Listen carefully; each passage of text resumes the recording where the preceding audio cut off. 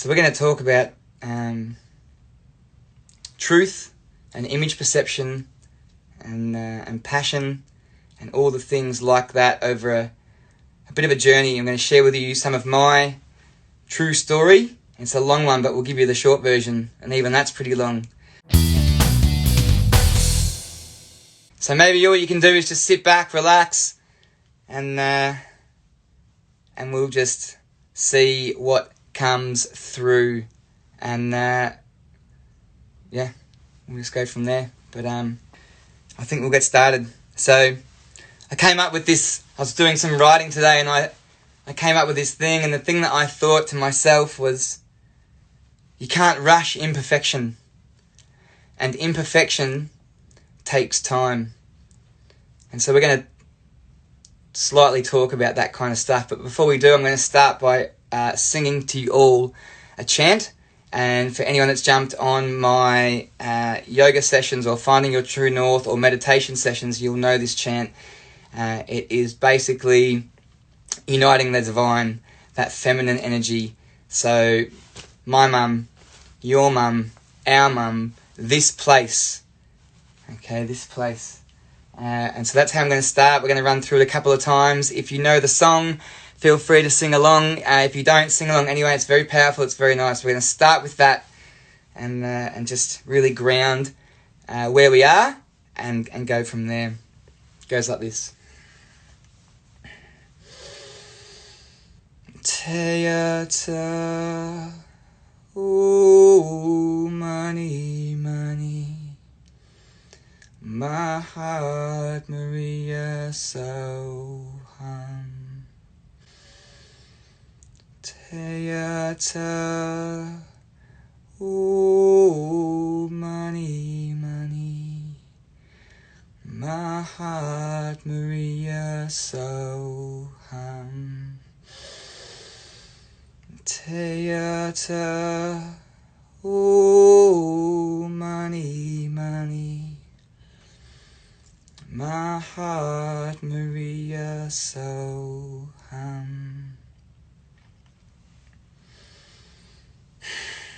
Alrighty. So we're going to talk about truth and image perception and passion and all the things like that over a bit of a journey. I'm going to share with you some of my true story. It's a long one, but we'll give you the short version, and even that's pretty long. See, most of you on here know me. My name's Tom Robb. I'm from Geelong. I was born here in 1986. But before I tell you about me, I'd like to tell you about my parents. My dad, his name is Stephen Robb, and when he was a kid, he went to school, had a pretty good time there, and then worked after school on scaffolding, on trade sites, but he also was a skydiver. And he jumped for Australia. That was his thing. Jumping out of airplanes for Australia.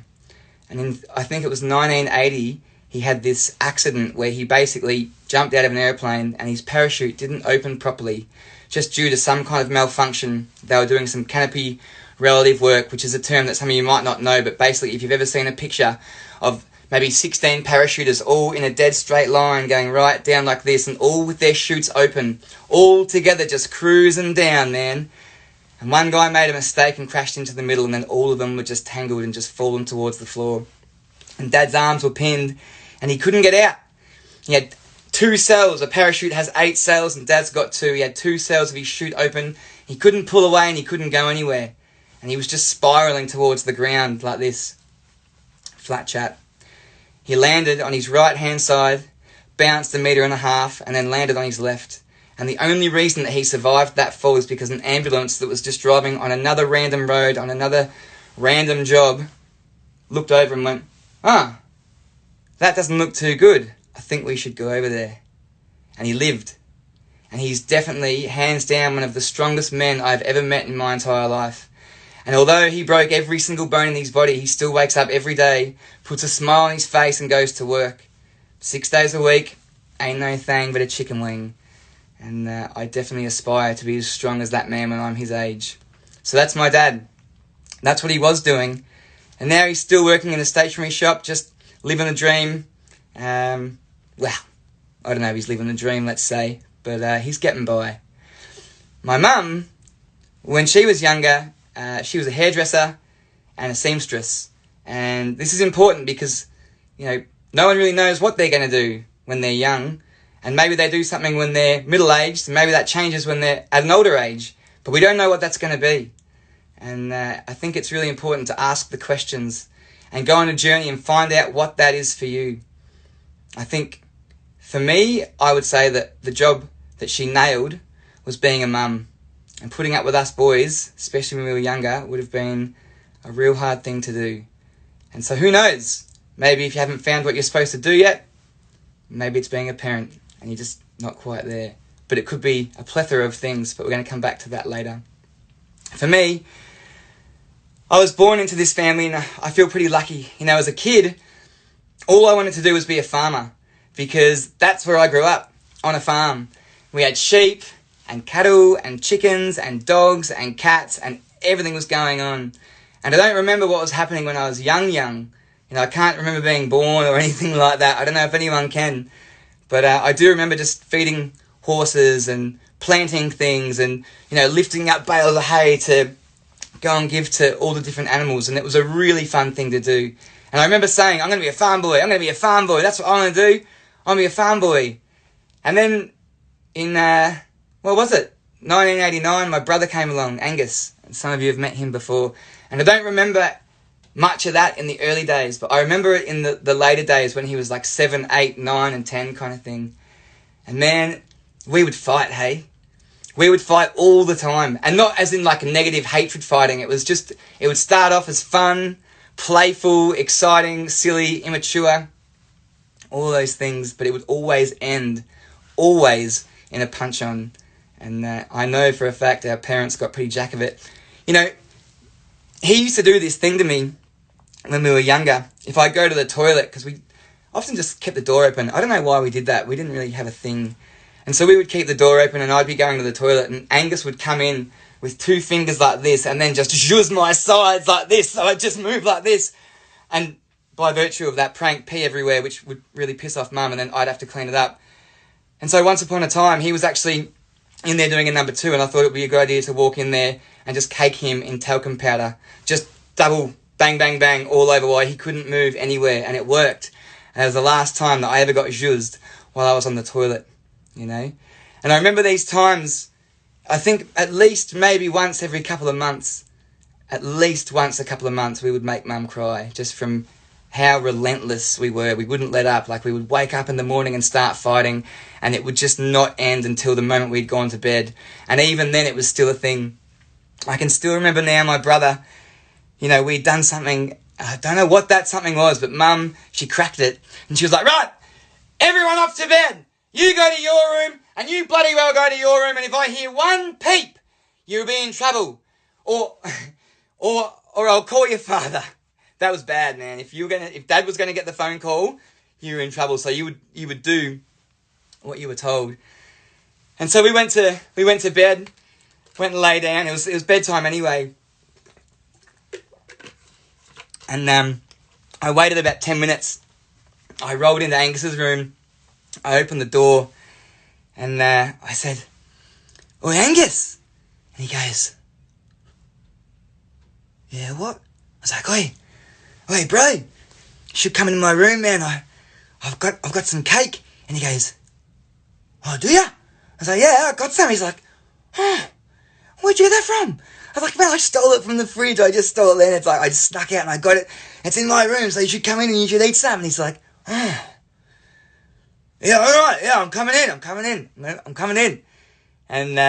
And so I go and lie in bed, and the door opens, and really, delicately, let's say, Angus opens the door like this, and he peers in. It's all dark in my room. He goes, "Oi, Tom?" I was like, "Yeah, what's up, mate?" He's like, "Where's the cake?" And I said, "It's over here. It's over here. Come close." And he's like, "Where?" And he steps in. I'm like, "It's right over here. You got to come close. Shh, Mum will hear us and we'll be in trouble." And he comes over. I said, "Come closer, bro. I can't give it to you if you're all the way over there. You got to come right in." And he comes right in like this. He gets right in close and he goes, where's the cake, mate? And as he said that, I grabbed with 2 hands on the top of his arm and I squeezed it and I fucking pulled him down as hard as I could and I wouldn't let go and I yelled, "Mum! Mum! Mum! Mum!" And she came running in and she's like, "What the hell is going on in here? I told you to not be in anyone's room. Get out of here. You go to bed." And I'm like, "Yeah, get him out of here, Mum. Get him out of here. He's bloody been in here. I was just trying to sleep. I was in here trying to sleep and he came in here and he wouldn't get out." And I think this was like, "Oh, this is such bullshit. He told me there was cake in here and this is shit. Oh, no. And off he would go. And those are the things that we did to each other. Those are the pranks that were played, and they got worse than that. But if anyone knows him, young Angus Robb, he's now the lead singer for an amazing duo, sometimes full band, called Jack the Fox. And he's got a song that he's written called Brother. And he wrote it about our upbringing. And we're not like that anymore. We still are playful in our ways, but it's different now. It's a more loving relationship. And that man, along with my father, are my 2 best friends. And I'm honoured to say that. These are the people that if I'm late to my own gathering, back before I was in a van, they would rock up, friends would rock up, and they'd say, "G'day, I'm just here to see Tom. He's just called through and said he's just 5 minutes late." And Dad would go, "Right, no worries, beer's in the fridge, grab a couple, come sit down, and let's have a yarn." And Mum was the same, naturally. We have this vibe in our house, which we're so humbled to hear, where people that walk in instantly feel like they're a part of our family. And that's special to me, and I'm very grateful that I have that. So, I wanted to be a farmer. That's exactly what I wanted to do back then. But once I kind of lived here for a bit and I was doing all the work and still loving it, I had to go to school. And my parents wanted to send me to a really, really good education, nice big private school in Geelong. And so they did. They sent me to a private school in Geelong where you look your best. You always look your best, no matter what. That's what Mum told us. Just look your best. Do your best. Try your best. And so there I was at this school. Made sense. And I went through primary school and that was pretty fun, I had a lot of friends in that kind of year 1 prep to year 3, and then once I kind of hit middle school, things got a little bit different, and I definitely think that I was a late bloomer. I didn't hit puberty for maybe a year or even longer after everyone else, which I don't mind about now. Back then, man, that was a problem. And so in middle school, which is like 4, 5, 6, 7, they were some trying years, and I was pretty heavily bullied for a lot of that. And there's a group of people that were pretty full on, one person in particular, but it was fairly consistent throughout the entire school, and I couldn't figure out why. I mean, I look back on it now, and I definitely think I was a little bit dweebish. I'll own that for sure. But I struggled in those years, and it got to the point where parents had to come in and have what would you say, like a medium in the middle with us 2 kids to try and figure out exactly what was going on. It was bad, man. It was really bad. And I would come home crying every night from school, and I would say to Mum and Dad, "I don't want to be here anymore. I don't want to be here anymore. I don't want to be here anymore. I don't want to go here anymore." And they encouraged me to stay, and I did. And this story is the short version of a long, long story. But on that note, all of those people that did that are now all my friends. And the one person that was the worst, that was the main instigator, let's say, he's one of my best friends.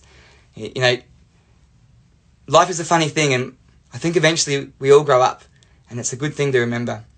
So middle school was middle school, and then I rolled on into high school, 9, 10, 11, 12.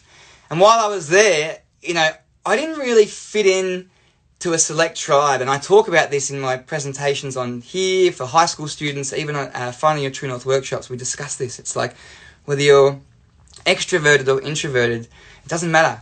That's either way is fine. But at the core, we are tribal creatures. We move with the pack. The worst punishment in ancient culture was to be cast away from the tribe, to be on your own.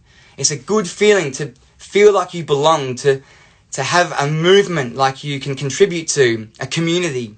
These are the things that we strive for, that we long for. And when everything falls apart, like now, the community, or at least the idea of the community, is that it can bring the walls back up and we can stand strong together, in the face of adversity, let's say. And so, I didn't sort of fit in, but I didn't mind either. I was kind of cool that by then. Like, I figured out that I just hadn't found my tribe, and so I would just float from group to group all the way around, every day, recess, lunch. And I had, friends here and there and people that would say good day and stuff, but it was an interesting thing because people would just come up to me out of nowhere and be like, oh, hey, Tom Rob, what's going on, bro? Like, what would you do about this? Or what would you do about that? And I would just...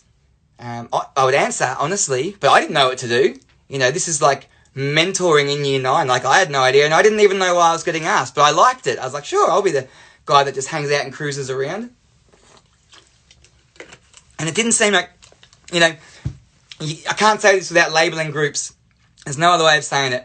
But you've got, your sporty group, your academic group, the naughty group, let's say. There's the creative group. There's the music group. There's probably 4 more groups that I can't think of right now, but it just felt like, I could sit with all of them for 5 or 10 minutes and have little discussions about whatever, but I didn't want to stay there. I was always on the move. And that was okay. What I noticed, though, at this private school, and this is an important part of the story, is that there was a lot of unappreciation. There was a lot of unappreciation for material things, and, some attitudes were, I didn't think, very grateful for what we had, which was a lot. This was a good school, man. And so, I didn't vibe with that. And, we got taught, you be kind to one another. You be grateful for what you have. And that was the thing that didn't seem to be there. It was like, think of a low work ethic, but not work. It's just a school ethic, or just a life ethic. You be on time, you roll up, you do the best you can do, you be nice to other people, and that's just what you do. And that works. That's a nice way to live. And so I used to ride mountain bikes after school. I didn't really love sports a lot. I did them, but I didn't love them. And so I'd roll up to school on my big downhill mountain bike with this helmet, a big full-face helmet. And people would be like, hey, nice helmet, Nobbo. It's not a bloody motorbike. And I didn't care a lot, but I cared a bit. And I was like, what? Can you just not, why do you have to find one thing every day? Just one little thing, and this is this dominance hierarchy. Everyone just loved picking on someone. And in high school, it wasn't always me. It was everyone, especially, and I'm going to say this, I felt like that sporty group owned it. They were the ones that were kind of leading the pack. They were the dominance hierarchy, and they were the ones that were kind of, strutting around with their chest out like a rooster and just giving everyone little bits of curry here and there. And I watched that in my walks around school, and I didn't like that. I didn't like that kind of behaviour. And I wasn't an overly academic kid, but I was good at music, and I loved drama, and I was well-mannered for sure, a little bit cheeky at times, but mostly well-mannered. And in year 11, my house group teacher came up to me and she said, Tom, I'm terribly sorry to say this to you, but you've actually, you're not coming to orientation for year 12 tomorrow. You've been asked to leave. And I was like, what? What do you mean? I've never been told this before. No one has called me, and it's tomorrow. And she's like, well, we've spoken to your parents, and it's a thing. They've come in for the meeting, and you've been asked to leave. And I was like, what did I do? How is this happening? And she said, well, you failed English, and you have to pass English to do year 12. And so you didn't pass, and so you can't go to year 12. And I was like, I'm pretty sure. And I was a little bit defensive, I wasn't my humble self. And I was like, I'm pretty sure I passed. I'm pretty sure I passed. English, yeah, I'll own it. My spelling and grammar is out the window. And for some of you on here, you know that that's still something I need to work on. But in relation to just getting it done and spell checking it, I passed, man. I like English. I enjoy writing. I definitely passed. And she goes, no, you didn't. And she got angry. You didn't pass, and plus you don't do anything. You don't do sport, You don't come to house meetings. You just kind of run your own program, and everything we tell you just goes in one ear and out the other. And I said, sorry, beg your pardon, what was that? And she said, that's what I'm talking about. Now get out of my sight. And I wandered off, and I got home, and there's my dad, legend that he is, and he goes, Tom! And he wasn't even angry. He's like, what is going on? I said, I have no idea. He goes, I've got a thing here on the fridge from English. It's a B. You know, what's the go with that? I said, I don't know, man. Something's up. And he goes, well, we're going to get to the bottom of this. And so they went in for another meeting. And they spoke with the principal and vice principal. And they said, you know, every other time that he's failed something, a letter's been sent home in the mail. And if we didn't get the letter, then we get a phone call. Like, you've always contacted us. Why didn't you contact us? And they said, oh, we thought we sent a letter, and maybe there was a miscommunication. And in that moment, just timed beautifully, I wasn't there for this, but I wish I was. My English teacher, who my mum and dad had met in parent-teacher interviews, walked past the building that they were talking to the principal and vice principal in. And Dad grabbed her and said, really sorry, 2 seconds, like open the door, head out the window, 2 seconds, can you come in, 2 seconds? And she's like, oh, he's like, just 2 seconds, 2 seconds.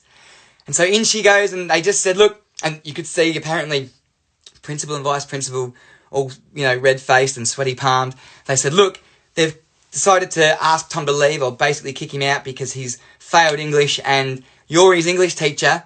We just want to know where the heads up was. Like, why didn't you call us? Why didn't you write to us? What's going on? Like, this is all a bit strange. And Dad reckons that she looked real red in the face and looked at both the vice principal and principal and said, I don't know what you're talking about. He wasn't like an A student all the way through, but he definitely passed. He handed in the required work. And that's all I'm going to say on that. And they turned around back to the principal and vice principal, and they're like, what's going on here? And they're like, we're really sorry. It's like super private school. And so our marks are put in the paper, and Tom's marks in every other subject, which respectfully they were pretty poor, I'll be honest, are bringing down the average. They're bringing down the average, and because they're bringing down the average after 13 years, what would it be? If you include prep, 12 years of paying a pretty lump sum fee of money each year to send your kid to a good education. After 12 years, thanks very much, see you later. And that was not a good thing, man. That was not a good thing. And I had mates that were like in the first for footy and the first for rowing, and they did nothing at all. But they stayed because private schools love their sport, and that's what they do. And so I left. I left after 12 years of being in a school that I guess I didn't hate it, but I didn't love it either. And I went to a public school. Now there's a transitional shift. Private, pretty good school. Public, pretty public school. All right? And when I got there, everything was different. And everyone was nicer. And everyone was grateful. And so I rolled down to this school on my bike with my full face helmet.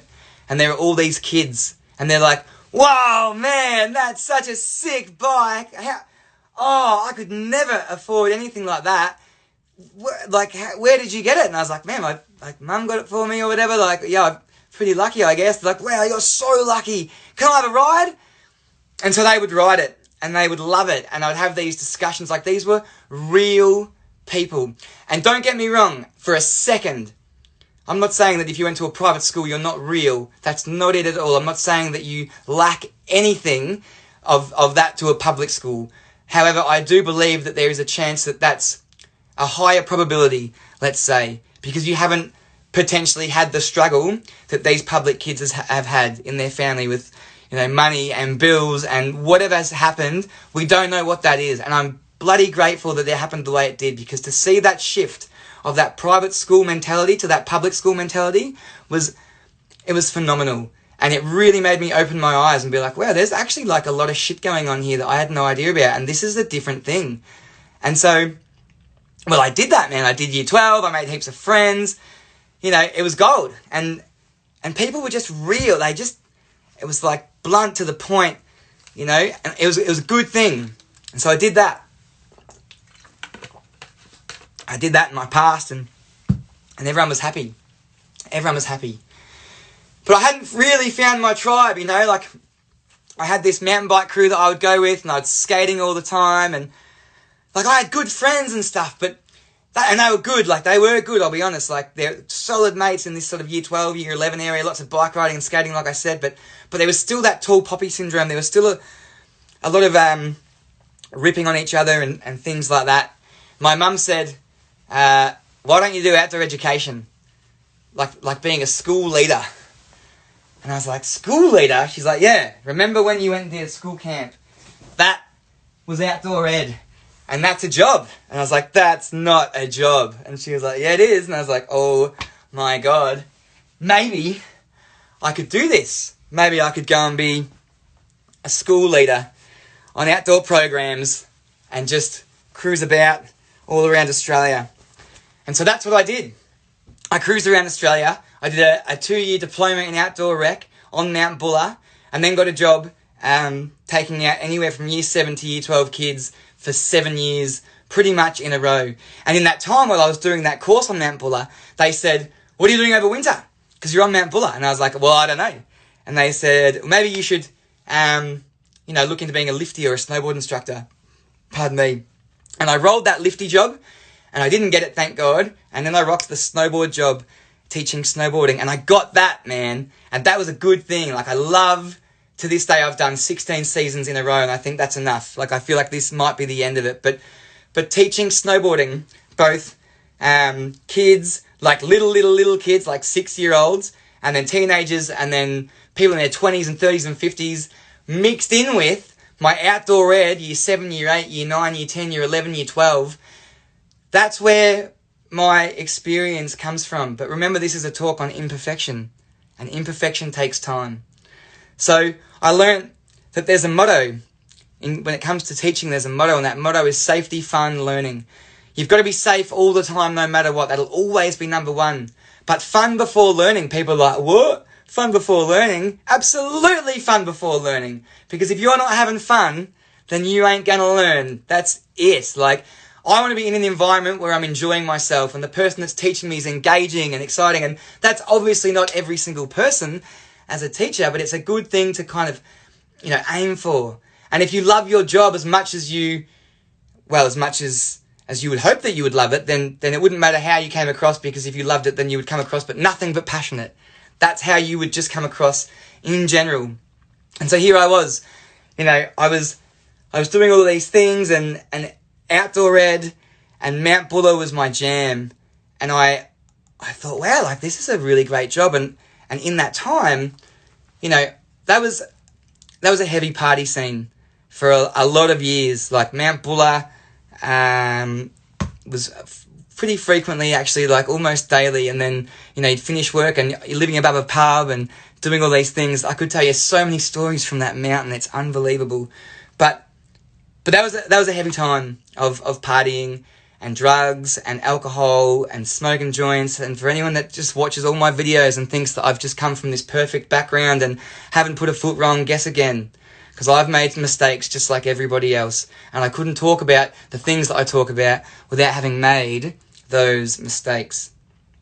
So people would ask in school, what do you want to do with your life? What do you want to do with your life? What do you want to do with your life? What do you want to do with your life? And it's really annoying after a while, because we have no idea, or at least I had no idea. No blanket rules, that life is the way. I had no idea. And the people that ask that, it can be so annoying after a while, but you've got to always remember, where's that coming from? What space are they saying those words from? If it's your parents or auntie or uncle, as annoying as that can be, I guarantee that's coming from a good place. Because your mum and your dad, they want to see you succeed. They want to see you do it. They want to see you do it right too. And it's not to say they're going to like rag on you if you fail, but this is this thing of like, it's a short time, man, like get it done. And so all these people are like, what are you going to do? What are you going to do? What are you going to do? And you don't have to know straight away. It takes time. It's like going to the ice cream shop and trying all the different ice creams. And that's a pretty fun experiment. But it's way easier to go there and pay $10 for the ice cream that you know is delicious every single time. If you try something new, it might taste like shit. And that's not what you want.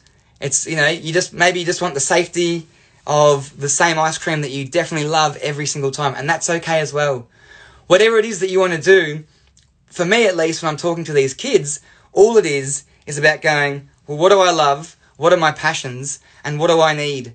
What do I need? Well, I need food and water and shelter, and my passions are surfing, skateboarding, outdoor ed, and public speaking. Right, there's 4 things that you love to do. Can one of those things fit into your paycheck, let's say? Can you monetize one of those jobs? Could you be a surf instructor and get enough money to have food, water, shelter? Remember, they're your needs, but what about your wants? Well, I want a big house and a fast car and a holiday house in the Caribbean. I haven't got all the answers, but I can tell you now, surf instructor, you're not going to have those things. So we be realistic with what we want and what we need, and whether or not our top 5 passions align with those things. That's what we're going for. And it's okay if you don't know. And it's okay if it takes a long, long time. But you just do what you do. And in the meantime, whatever job you are doing, you just do your best. Just like Mum would say, you do your best. You rock out on time, and you come home knowing that you really strived out there, whatever it is, you went for it. And you've got no regrets. There's no issue I could have done more today. Just like at the start, you be kind and helpful and timely, and you get it done. And in the meantime, while you're thinking of other things, you write them down, you make action plans, and eventually you'll find out what it is. And maybe it takes so long that you get married and you realize that your thing was to be an amazing husband or an amazing wife or an amazing parent, or maybe it comes to when you're 40. It doesn't matter when it comes or what it is, but it's about asking questions. Seek and ye shall find. If you don't want to do it, then that's okay. So we talk about this stuff. Follow your heart and dare to dream. Now, when we go back a second to those 7 years of back-to-back winters and doing outdoor ed, that was a heavy party time. And you're not going to get where you want to get to when you make a wrong decision. And what's important to remember is that you're in charge of everything. You're in charge of what to say, where to go, how to act or react. You're in charge, even, believe it or not, of how you're going to feel and when you're going to stop feeling the things that you don't want to feel. That's not saying that we suppress them. We let feelings flow and then we let them go. But you are in charge. You are responsible. This is all you. It's your bloody life, mate. So, you've got to think to yourself, well, what am I doing here? And for me in high school and doing outdoor ed and parties, well, there was stuff going out everywhere. There's drugs and there was joints and there was all these things. And I watched a lot of shit go down in that time. I saw people overdose. I saw cars get crashed. I saw punch-ons. I saw people get knocked out. I saw stuff that you don't ever want to see. I got myself into situations that I definitely did not want to be in. I got the shit kicked out of me in Melbourne just for being in the wrong space, which I knew inherently in my core that was a bad idea. If you make the wrong decision and you want to find out what you can do, it's not going to work. Man, it's not going to work because you're not potentially, maybe if it's bad enough, going to be around to do it, or you'll have a criminal record or whatever it might be. And so I want to share with you a story. I want to share with you a mistake that I made when I was maybe 25 or 24 years old. And it's a mistake that I share in every single high school presentation with the hope that no one ever makes the same mistake as me. So, there I was at a pumping party that we had driven to, and it was just me and a mate. And we got there and we had a whole bunch of beers and we had a real good time, and it was probably like 11:30 or 12 o'clock. And my mate comes up to me and he goes, "Come on, let's get out of here." And I knew that he'd been drinking, and I knew that he was over, and I knew that we shouldn't have done that. But I didn't say anything. Where we were going was like 2 minutes around the corner. Like 2 minutes driving or 15 minutes walking. That's where we were going. So I said nothing. He jumped in the driver's seat. I jumped in the passenger seat. And as we drove out of this festival, people, camping, tents, everything. As we drove out of this festival, we drove over someone's tent. while they were sleeping in that tent. And I remember that so clearly. And even though I wasn't in the driver's seat of that car, I would have felt partially responsible if we had have killed that person. And they rolled to the side and nothing happened at all, not a scratch. But all that could have changed that situation was to speak up. Every single person has a voice. And bad things happen when good people say nothing. So if you are watching someone pick on someone else, or someone's getting bullied and you say nothing, then you might as well agree with the bully. If someone makes a sexist or a racist joke at work and you say nothing, then you might as well agree. You might as well agree. You've got to stand up and you've got to use your voice. Because if we don't, then a whole manner of things can go way, way wrong. And I'm so grateful that that didn't end up any other way that it did. But upon reflection, I wish so much that I had have just said, hey, why don't we not do this? You know? So you don't do those things. You know, you make decisions that are going to better you and the community around you and those around you. So, about all of these things, I thought to myself, well, what am I supposed to do? And I thought, well, I like outdoor ed, and I like surf instructing, and I like snowboard instructing, but I wouldn't mind sharing my story, man. I wouldn't mind sharing my story in the hope that other people don't make the same mistakes that I made. That's what I would love to do, is to share that story right across Australia. And I started making plans to do that. And in 2015, Life is the Way became a thing, and I started public speaking. And that was around the same time, as most of you know this, that my mum, I think she passed in around about 2015 from brain cancer. And the only other thing I'll say before I have my final part to wrap this up, like she was the coolest, most amazing woman, as I'm sure all of your mums are the coolest, most amazing women. And we had a good relationship, I thought. But I was the kid that came into the house and she'd be like, how's your day? And I'd drop my bag and be like, yeah, good, thanks, see you later, what time's dinner? And off I would go. I never once asked a question about her.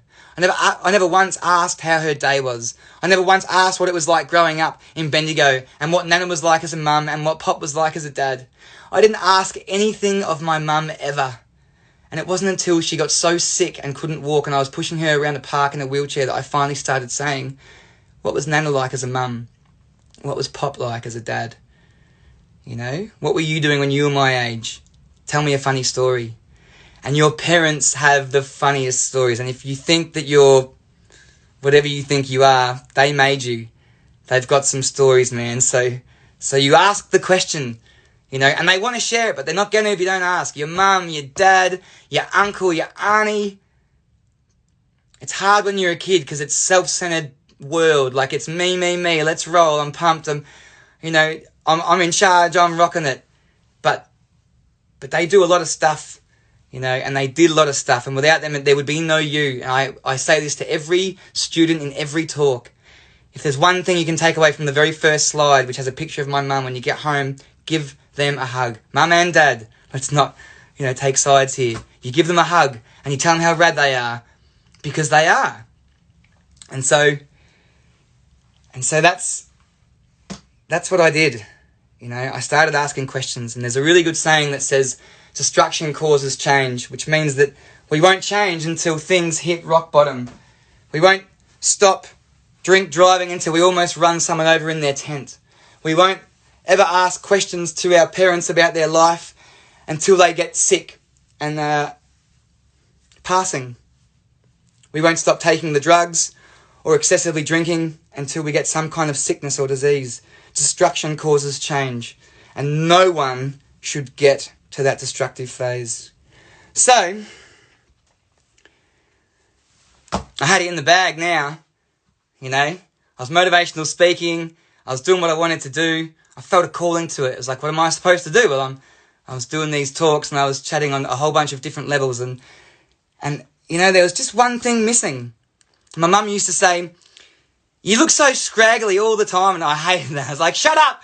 I do not. I got heaps of friends that really like me, and they like the way I look, and she's like, you just need to take more care of your appearance. You got a lot of stuff to kind of figure out here, and I was like, no, I don't. Oh, and I didn't like anyone telling me to look nicer or dress nicer or take more care. I hated that, you know, and it wasn't until a guy in a conference said, you look like a homeless person, business is a game, and you're not going to win the game when you look like you. And I was like, oh, mate, let me just pull the dagger out of my back there. That's what someone said to me at a conference in question time. And so there was this thing of like, well, what do I need to do? I want to look my best and do it for me, by the way, not them. You want to find that happy medium. I wanted to look my best and do the best I could. And I felt like I had that do the best part down pat, but perhaps I could look just a little sharper. And so, well, I do the thing that my mum would always love me to do.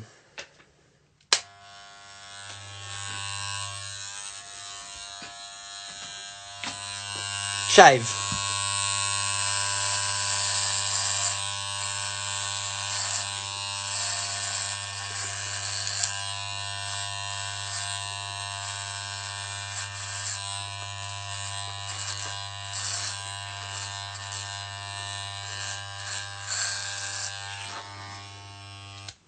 I met a guy in St Kilda once, outside Big Mouth, just like this. He looked.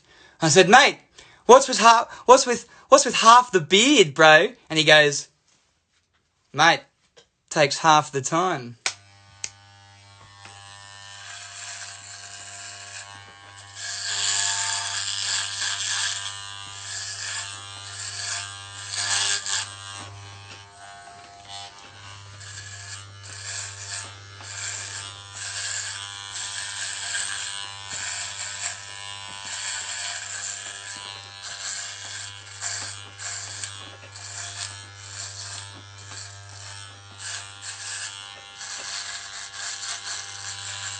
Goodbye, Flavour Saver.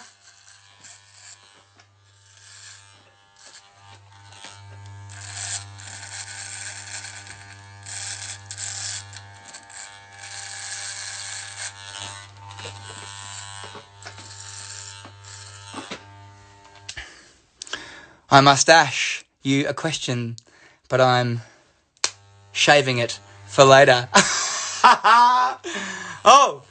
Oh, I could go on for days.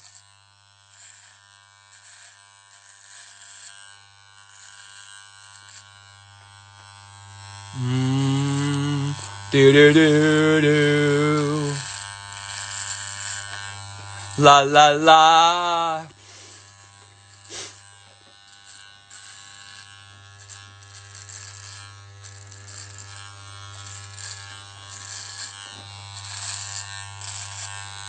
No. Should we tell a joke while we're doing this so you're not so bored? I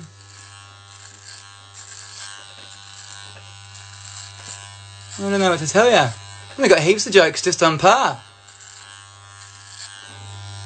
How's that looked? Have we missed a spot? Or should I say, have we missed a spot?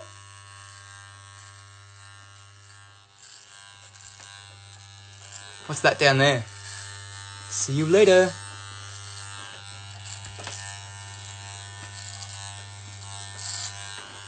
Well, for anyone that didn't think I had a chin, I've definitely got one.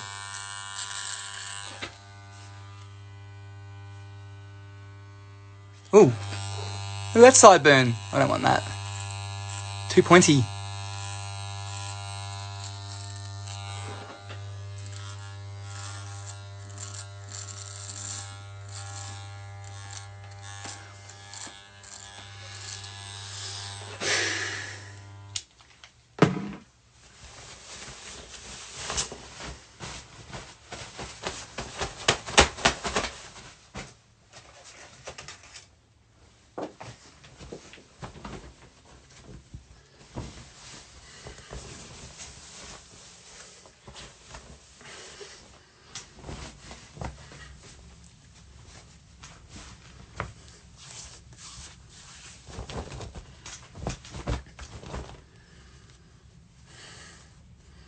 Smart cash.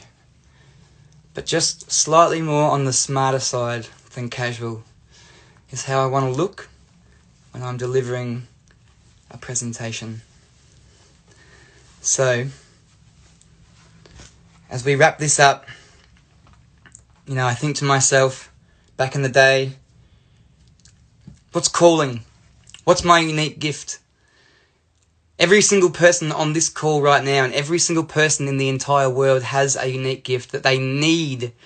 They need to bring their unique gift into this world. There's something that you can do right now better than anybody else, or at least on par. So you find out what that is in good time, if you want to kind of live on that edge and push those boundaries. The question is, or the question at least that I would ask myself, is what am I supposed to do? And I know what I'm supposed to do. I'm supposed to be a teacher, an educator, and I'm doing that through motivational speaking and facilitating workshops. I'm supposed to be shining the light in the darkness and helping people unlock their true, ultimate potential. I want to show people how they can be the best version of themselves and live their best life. The only question left to finish is, what are you supposed to do? What are you supposed to be doing now? And if you haven't got an answer, well, maybe it's time to roll on down to the ice cream shop and just start trying all the flavours. Always knowing that we don't lose, we learn, and failure is only a chance to grow further. So we try things out, and if they don't work, we try again, but we just maybe try a different way. Step outside the comfort box and give things a go. Think, what am I good at? What is my unique gift? And give it a go. What's the worst that can happen? That's what you're supposed to do. Give it a go. Thank you.